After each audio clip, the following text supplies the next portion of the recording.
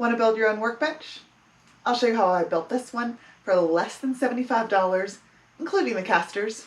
Keep watching. So I started with two 2x4s that were glued together. I then cut them at 30 inches each to make 4 legs for my workbench. Then what I did was cut off the rounded edge of each leg to make it a little bit more streamlined. So I set my table saw at about 3 inches and 3/8, and it cut off just the rounded edge of one side of the legs. Once I had all 4 cut, I changed the fence and moved it to about 3 1/4, and then cut off the other rounded leg. This gave me nice square edges on all 4 of my legs.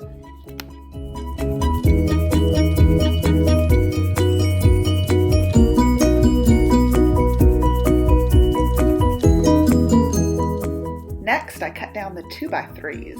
I cut 4 at 18 inches and 4 at 65 inches to be the stringers that support the top and the bottom shelves.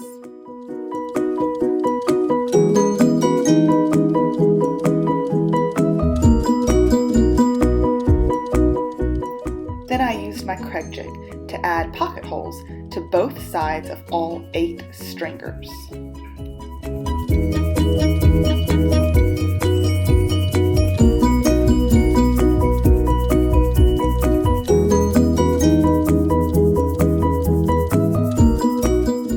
I went ahead and painted all the leg pieces black. I used a satin black that I had on hand just to give it all a nice, clean, modern feel. To make the legs, lay out one of the long stringers in between 2 of the 30-inch legs, attached with 2 1/4-inch Craig jig screws on each side, and do 1 stringer at the top and 1 stringer at the bottom. This will leave you with this. Then it's time to attach the 18-inch stringers in between the 2 legs. So I'm using 2 1/4-inch Craig jig screws here as well, and doing it on the top and on the bottom. The last step for the legs is adding the locking casters. These are 3-inch casters that I got off of Amazon.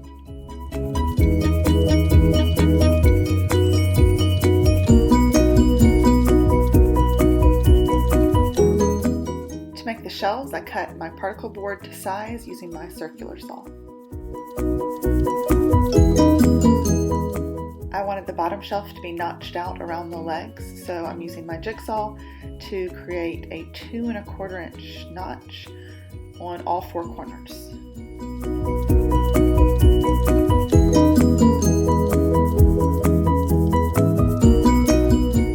The bottom shelf is just supported by all the lower stringers, but the top shelf is secured. I used a countersink bit to drill a hole, and then I'm drilling down into the particle board into all 4 of the legs using a screw, and then making sure it's just completely flush. And there you go. If you want to add a little bit more detail, you can add a shelf. I made these U-shaped supports and then attached them underneath and then made it like a floating shelf. But hit me up if you want some more info. You can find me on Instagram at The Carson Home.